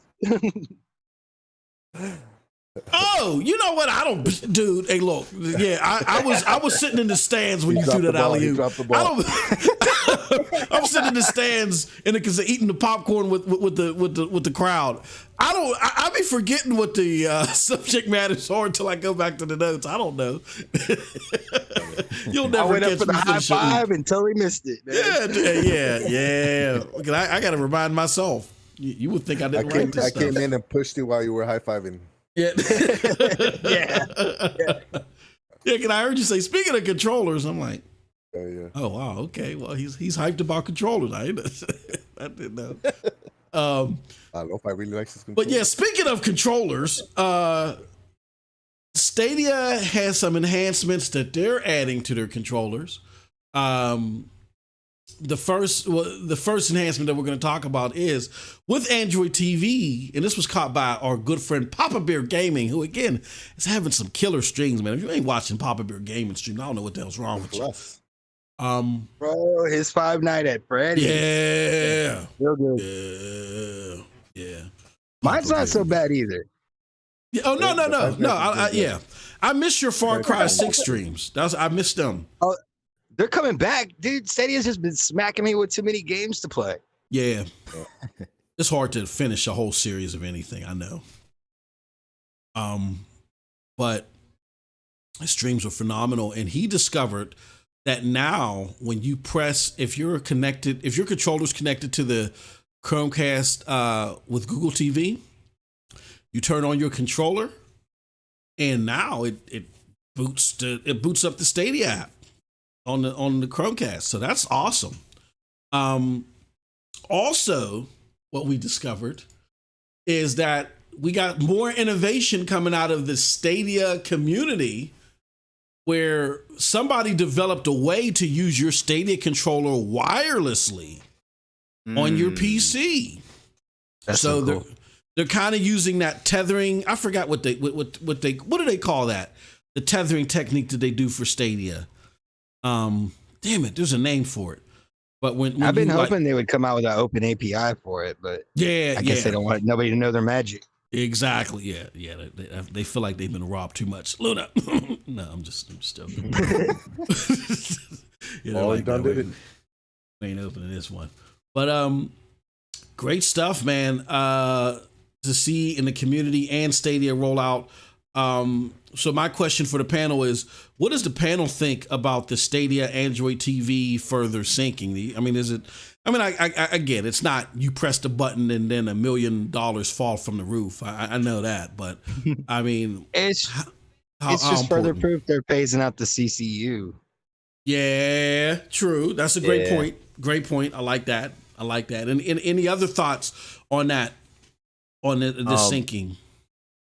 I think it's brilliant, and I do believe the syncing depends on the last thing that your controller was synced to. So, like, if you were on your, like, I did it yesterday. I played on the Google with Chromecast or whatever it's called, and I just I held it down, and it synced right away. But then I also have a app on the TV. And then I played it on the TV app, and it did it for that. So I think it just depends on the last thing that you're synced with. So it's cool. I like it. I think it's brilliant. That also shows you the power of these cloud devices, where like you didn't have to go buy a new one. Yep. It just overnight. Guess what? You got new functionality. That's right. It's crazy. Yeah. I'm a big fan of it because I actually have both. I started with the CCU, and for whatever reason, I would get like black spots here and there. Like the screen would just go black for a couple seconds, maybe. It would come back, and so for that reason, I bought the one with the Google TV. Yeah. Then it wouldn't launch automatically when I turned on the controller. So I'm like, I don't want to have to like turn it on with the small controller and then go find the code, launch everything. Just by pure laziness, I went back to the CCU. Then so when Papa Bear, I think he might have heard me talking about it because I saw it on his Twitter. So he put it up there. So I tested it and I was like, oh man, now I can use the Google TV because now you don't have to go through all those steps. And it feels like all these changes are coming they weren't there automatically day one, because I think what happened was Google realized that they had an opportunity to put that Google TV out there and really capture a lot of the Fire Stick market, which they did. And waiting for a 1% gaming business features, waiting for all their features to be done, just wouldn't have been the smartest move. So they put the Google TV out there, and then now these features are finally coming. But the reason why I brought that up is because it just reminds me of when a lot of people, even internally, were like, Google doesn't care. They hate Stadia. Why? I love it. You hate it. Why is it the Stadia to work with the Google TV day one? Why isn't this here? Why isn't that here? It just and they're giving up on Stadia. Yeah, they gave up. They gave up. Get killed by Google. They tell the truth. That delayed gratification is just when you sit there and you see people go berserk and they go punch themselves in the mouth and do all types of crazy stuff. What's that movie with Mark Wahlberg where the plants make everybody go crazy and they're jumping into wood chippers and stuff? What is that? The Falling or something like that? I forgot. It's an M. Night Shyamalan movie. I forgot. Jesus. The Happening. Yes. Yeah, where that's how everyone was acting. Oh my God, you hate Stadia. They're punching each other in the bottom lip and all this crazy stuff. Yeah. It was absurd. But now that these things have been implemented and been rolled out methodically and done correctly with quality, and now we're seeing them happen right before rollouts to new territories. Now I think it makes sense. Now I think, as unorthodox as it may be, now I think it's starting to make sense, Google's methodology. You know what I mean? So I wonder, I just realized it. So Kasuna said that it happens with whatever device you used last when you sync up the controller. That's what happens to me, right? So when I first turned it on the Ultra. Then when I programmed it to the Google TV one, I turned off the TV, turned on the controller again, and it turned on the Google TV one. I wonder if it's just a click of a button for them to recognize the next device. Right now, you can program it, and it recognizes the last device and turns it on. I wonder if at some point it's just going to be like you turn it, you switch devices. So if you're on your TV, you turned on the. So check this out. This is what I think about that. This is what I think about that. We haven't got the Google Assistant button yet.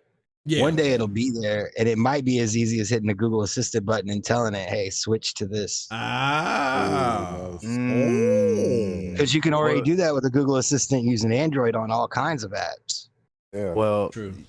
You know what? It kind of works like not on the controller, but if you do have the Chromecast with the brand new CCU, if you use that remote while you're playing the game, it'll pull up something from Google sometimes, and then you won't even have to leave the game. Things about Destiny. So it already works kind of. It just it doesn't work for Stadia officially. That's interesting. All interesting. So what do these continued enhancements from Stadia show about their? I mean, we kind of answered that, but if anybody had any additional thoughts, what do these continued enhancements from the Stadia side show about their commitment to the platform to you? Who wants to start off on that? I'll start off. Oh, go ahead, dude. So mine's quick. It just kind of proves to those people that they kept saying, oh, they promised us this, they promised us that, and we haven't seen any hardware updates.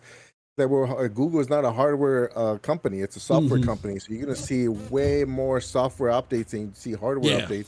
But how come you guys aren't talking about those updates? Why are you so stuck on the 8K 120, which specifically they said in the future, no date? You know what I mean? So unless they come out and say no more 8K, no more 120, what promises did they break to you about hardware? Yeah, exactly. That's a great point. I think a lot of people came here looking for a cheaper PlayStation and Xbox experience. That's what they came here for. And if you were paying attention, that's why we were so captivated by first the misleading media that didn't do their homework. Remember, they told you that, and we pointed that out. They told you that when it was called Project Yeti, they told you that Stadia was going to be a console and a cloud platform, right? But they focused on the console more. They said it was going to be mainly a console, but if you want to go get some beef jerky down the street, you can play it on the cloud, right? But there were hints in their original stories that it was going to be part of the CCU, and writers ignored it. They said, but there's no way, because I don't understand it. Like, they work at Google. I don't understand how this would happen. So, I don't think it's going to be part of the CCU. So you had the lying media misinform everyone.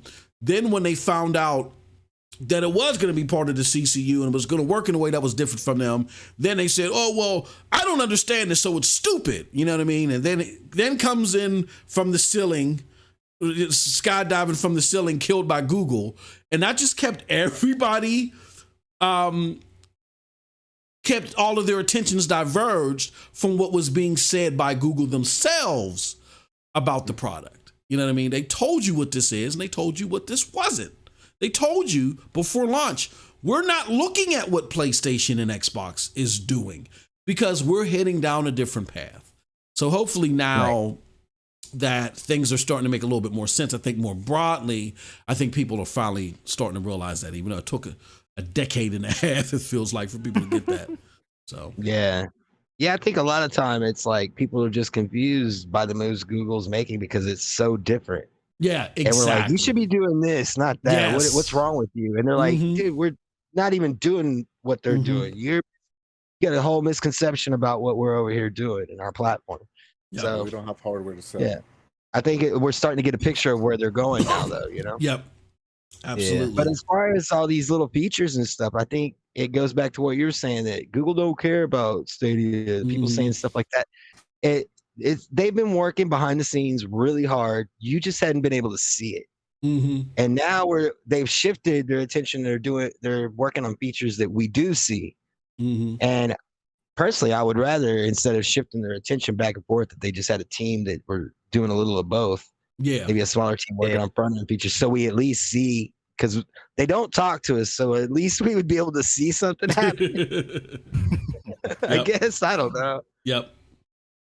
How come these mainstream news, like the I'll call them like the hater news? Yeah. How come they don't cover the if they're so legitimate, why don't they cover the twos? This week on Stadia. Oh yeah. Never seen anybody else other than a Stadia content creator cover these the blogs. You know what I mean? So where are they at when good news comes up? If xCloud sneezes or farts online, they're there. xCloud now you can use the X button on xCloud. You couldn't before. Only 3 of the buttons work, but now the X button works now on xCloud, and everyone's there. Yeah, but that's like I was saying. Yeah, that's like I was saying. Everybody understands those moves. Yeah. Everybody sees those and they're like, "Oh, I get that." When we see twos, we see these small things that look insignificant to outsiders, but to us, there's a lot of insight we already have, so we're already like, "Oh, okay, we know what's coming." You know what I mean? Funny. Yeah, it was so funny when I saw the Xbox to support keyboard and mouse. Oh my god! Like, oh my god! News? How is that news? Or GFN adds copy paste. Yeah. Yeah. They need posts like that remind me of 5th grader learns how to read, and everyone gets excited. Woohoo! They done it. Right. Yeah. First time, it was like, no, the 5th graders should have been learning how to read. Like, where are you guys coming from? This is the final nail in Stadia's coffin. That's the favorite line. Right. I can just imagine someone spitting all over. This is the final nail in Stadia's coffin. Paul Tassi had said something. I remember when Stadia was not Stadia. I'm gonna share a little secret with you guys. I think I can tell the secret right now and not get anybody in trouble. I know things, but Xbox was supposed to launch with 4K in November of 2020. xCloud was supposed to launch with 4K capabilities. No way. In November of 2020. That's crazy. What happened? Their Xbox. They missed it. their Xbox. What the original Xbox was going to be the Xbox Series X, and then it was going to be xCloud. xCloud was going to be your Xbox Series S. And then developers, and then they realized that they weren't going to meet their milestone, so then they had to come out with the Series S, and they were still pushing for the Xbox Series xCloud to launch simultaneously with the Series X. It wasn't going to have 4K 60 capabilities, but it was going to. There were supposed to be some 4K capabilities, and it just things just haven't moved at their pace. That's why I would assume, I haven't gotten full word on this, but that's why I assume that Xbox delayed the dongle that they were working on. They said, we're going back to the drawing board and we're going to reconfigure this. Everyone's like, oh, that's okay, Xbox. We get it. You're going to get there soon. You know, it's okay for them, but they're not meeting internal milestones. And it was getting so bad that they had to go to Rainway in order to be able to even go and be online. They're gonna start copying what Stadia does, and they're gonna start getting quiet about it. Yeah. Oh yeah. Yeah. Because I mean, dude, honestly, anything you say to your public is a promise. You know what I mean? Mm-hmm. Yes. Yeah. And that's Xbox's problem, is that they get excited. I think they sit in like boardrooms and with the techs, because they mean to bring this stuff out. They're not meaning to bring this, but they get so excited. I think Phil gets excited, and he's like, "Hell yeah, let's tell everybody." And and probably people looking at this, but this is kind of in the prototype phase. Phil, no, let's tell everybody, and they'll go out and they tell people, and it's not ready yet. Well, you saw the Xbox documentary. They showed the whole world the Xbox, and it didn't even work for a second. They had to stand back there and smack it around a little bit. And it's just. There are a bunch of hyper what do you call it? There are a bunch of hyper enthusiastic nerds, which gamers want, but you do need a business person there. And I'm not saying Phil's not a business person. Phil's been the head of studios for a long time making business deals, but you need someone that is critically tough, like how Yoshida was when God of War first came out, and he said no. This is not good enough, Corey and company. Go back to the drawing board, and make them go back and develop it for another 5 years. And now that's how we got the God of War masterpiece that we have. So, yeah, the plans were originally that 4K element was supposed to come in November from Xbox, and missed it. They missed it. So we don't know when it's coming. I mean, it could be around the corner. And that's why I tell people, again, not to slight Xbox, but just to say, understand that they're very enthusiastic. So they'll tell you things, and their enthusiasm will make it sound like it's going to be this grand, but it's really just this. Like when they tell you select games are coming to, you're going to be able to purchase from Xbox. It could be a bunch of cool games. It could be half of the library. It could just be super Lucky Tales. You never know with them. And I've had people that are close to them tell me, "Woo, I'm glad that announcement went the way that I hoped it did," because their exact words were, "You never know with them." I feel like with them, with these platforms, like that are that big, it's like dangling keys in front of a baby, right? Yeah. To keep your attention, I'm gonna tell you about some stuff we're working on and the potential of it.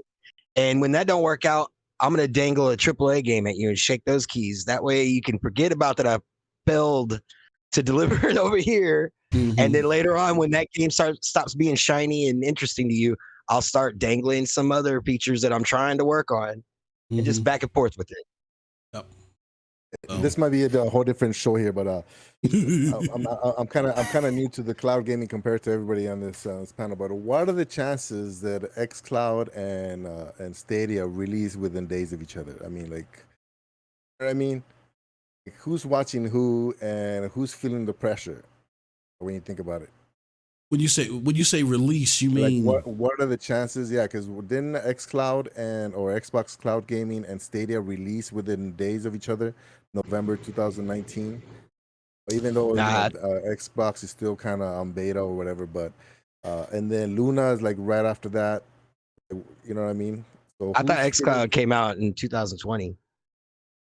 No, you know what? No, what did they? Oh, it's been through so many weird phases. Like because it was beta for a while, so maybe I think it's still on beta, but then they called it I almost said Project Storm. Well, now it's officially Xbox Cloud Gaming. It's not xCloud. Or cloud streaming or something like that. Yeah. Like that. Yeah. But then that was I think when it originally came out, to Primo's point, I think it was like an alpha. It was a select alpha, and then it released in beta in 2020. And that's why they kept it in beta. It was supposed to get it. I think what Xbox is, if the things that I've heard from very reliable sources are right, they haven't said this exclusively, but from what I'm gathering, and I'm making my own conclusion here, is that Xbox will get out of beta when they hit that 4K milestone. Because it says right here, Xbox Cloud Gaming and it's Microsoft Xbox Cloud Gaming Service initially released in beta testing in November 2019, which is when Stadia was released. So they already knew about Stadia coming out in November. But this is why I don't get bent out of shape about immersive stream, because I can see how, from just being in the Google environment, like with using them, I can see how they've been laying the foundation for this for a long time, and everybody's playing catch up. Yep. Yeah. That's why. Fans been in the game for that's why they were. That's why I think xCloud. I think by like sometime next year they'll probably be at 2020 Stadia, like what Stadia was doing, because they are getting better, but it takes a long time. Like I think sometime like late or like mid 2023 they'll be doing like their quality is going to get better because of the machine learning and stuff like that. Well, like we could talk about how great the games are everywhere else, but nobody has that platform experience though either, like Stadia has. Yeah. Like there are some things that people, like some may have better latency here and this and that, but when you look at the overall product, along with what's aligned with the atypical cloud gamer, like we've done polls, analysts have done polls, and the things that are most important to cloud gamers, including the retail games. Like when you look at the NPD charts and the UK charts, up until right now, Stadia has dominated, not just won, but dominated in the UK charts as far as month to month or week to week, who has the most games that are charting on the UK charts, who's having the most games that chart in NPD, who's hitting these marks as far as where cloud gamers typically poll or the most important things to them. So that's why I think it's silly when you hear some of the conversations surround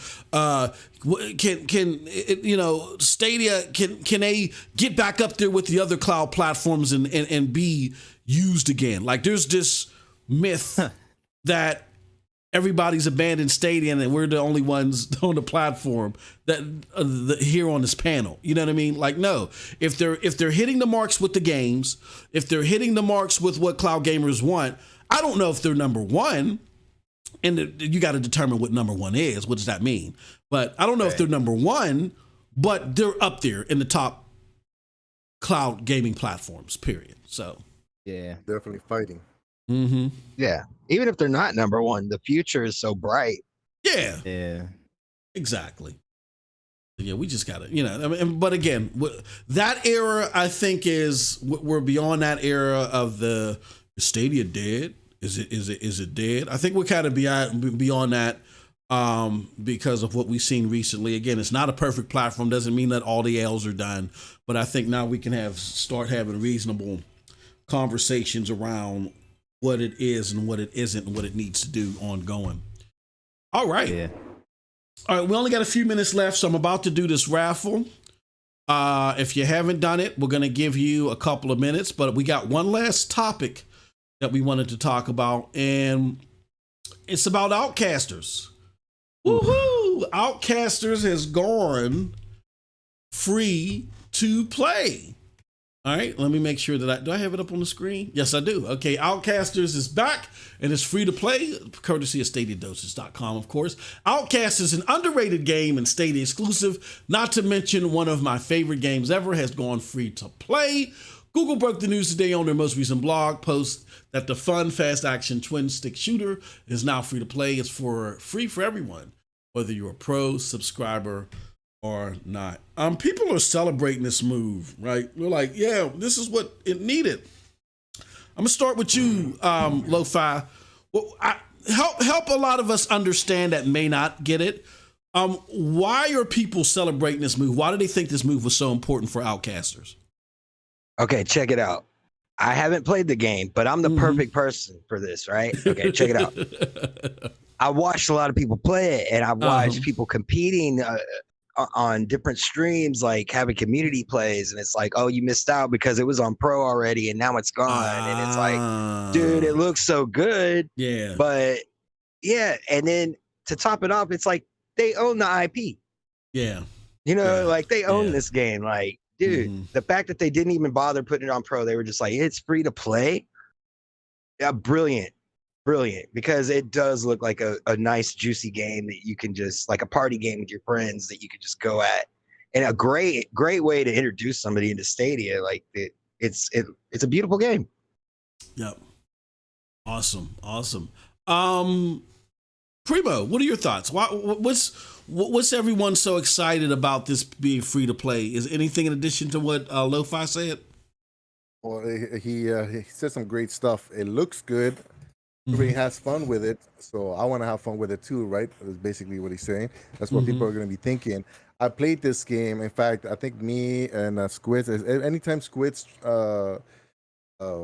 streams it, I want to jump in. I can't every time, but every time I see him, I want to jump in because it's such a fun game. You know what I mean? It would also be good for esports too. Yeah, he'll destroy you, so don't play with him. But it's so fun, and the only problem with the game right now, as it stands, is that the lobbies take too long, and they take too long because they keep waiting for real players, and after a certain time, it times out, and they just put bots. Yeah, it's fine, but the waiting kind of takes away from it. But now that it's free to play, and everybody with the Stadia account can play it, I mean, that's huge, because not only that, but if somebody only has the free Stadia, so they don't have pro and they never got into pro because they're 13 or 14 and they don't have a credit or for whatever reason, well, now you have another game that's brand new to the free to play collection, especially since we're losing one in December. It only makes sense to keep adding and adding. That those that are only have the free account, once they get burnt out from those games, then maybe they'll get motivated to push that pro button. You see what I'm saying? I think that's the best way to do it. You don't need. You could be a free user on a free platform with the great free games that are here. Yeah, it's amazing. Big, man. I think it's big. Yeah. Soon, more what are your free-to-play thoughts? games. I think it's gonna be great that we got a replacement for Bomberman too. Yeah, that was important. That was important too. Yeah. What do you think, Suna? This game is a gem on Stadia. I think this is one of Stadia's best games on the platform. And I've put so many hours into it. I have every single trophy. And yesterday I had a little bit of time to play it. And I found myself doing all right, one last game. And then an hour and a half later, I was still playing it. So Stadia, if you guys are listening, I mean, I know they're not doing anything else with this game, but matter of fact, it's a Stadia community. All of y'all better be playing this game every single day. Yeah.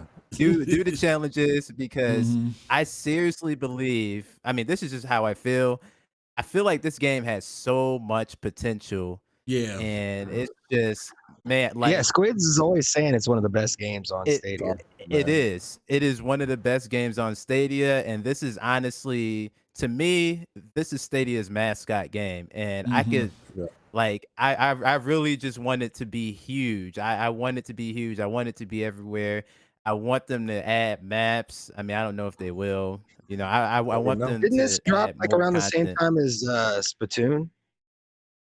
I don't know. remember. It came out on like December 3rd, I think, 2020. But one thing that kind of slipped my mind too is that this is a single player game, right? And then you have online multiplayer.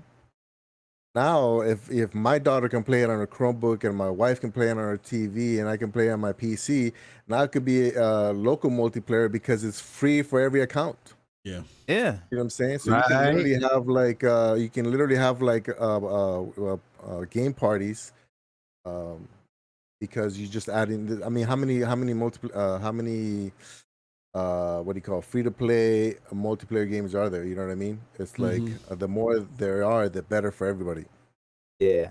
This is I agree. Like, this has to be like a top 5 game on the platform for me. Like, it's just amazing, and hopefully a lot of people play it so they can develop some more stuff for it, because I think this thing has way too much potential. I really do. Yeah, there's no excuse to not try it out. Whoever wins the raffle can buy the DLC for this game. Yeah. At least do that. Yeah, you won't get your credit. It's going to go directly to the DLC for you. You know, you got to give us your gamer tag now. But you should get it. You should get it. I believe in supporting good games. Definitely. I'll make this our final question. And then we're going to select a winner. Well, no, I'll select a winner right now. Let's do that. Let's do that right now. We're about to hit the 7:00 hour. I know people got to do stuff. They got families. They got kids. Thank you all for holding on and enjoying this panel. I've enjoyed it. It's a hell of a panel. So we're going to pick the winner. All right. And then we're going to go into our final question. And then we're going to have an after party today. It's going to be real quick. But we're just going to go with everybody and ask, what are their, again, we love Stadia. We love the platform. We're not naysayers, but we realize it's not perfect. So we all have like pet peeves, possibly. We're going to discuss those pet peeves because I got one in particular. I'm going to do a video about it soon, but I got one in particular that, I really need Stadia to listen to. You know what I mean? And hopefully they'll say, oh, you know what, he's on to something. Or they might just say, oh, this crazy guy's at it again. But we're going to talk about our pet peeves in the after show. So if you're a member, including the 5 members that got gifted a membership by Jack, just stay tuned. Just stay where you're at. It's going to automatically flip you to our members show. But right now we are going to select a winner for the raffle. Again, the at least 25 USD equivalent. And and now the entries are closed. They are closed. So if you didn't hit ! Raffle, I feel sorry for your mama. All right. You can no longer enter the raffle. And we're going to pick a winner. So let's do it. And the winner is, whoa, Geek the Sneak. Oh, man. Okay, Geek the Sneak. Congratulations, Geek the Sneak. Congrats. Didn't he complain about his chances going down earlier? Yeah. Oh man, yeah. And Geek the Sneak. I saw you throw a couple of smart comments like 3 hours later you're starting to raffle. I don't know if I should give this to you. I don't know if I. That's funny. We all caught that in chat and didn't say anything. I don't know if you should get this, but Geek the Sneak. Congratulations to Geek. Thank you, my good brother, for your support as always, and my, one of our original supporters. Okay. Yeah, Geek's awesome. Yeah, he's definitely, and he loves the platform as well. So let's go to our final question. Our final question is, look, everybody said that the platform, I mean, the game is great. I played it. It wasn't my cup of tea looking at it. I remember being on a podcast and we thought Splash Damage, because they made the Gears Tactic game, right, for Xbox. So we're thinking they're going to give us something hardcore and gritty. When this came out, some of us more stubborn, bullheaded people, we started slapping our mics and like, what is this candy crap? But then we saw that people actually liked what they saw, and we realized that everything's not about hardcore blood and guts. And then when I played the game, I had a hell of a lot of fun with it. You know what I mean? When I started finally getting into it, I was running into the same problem, finding people to play with, and I was like, oh, okay, this is unfortunate. But it's a great title. I don't know anybody that's played it that said they don't like it.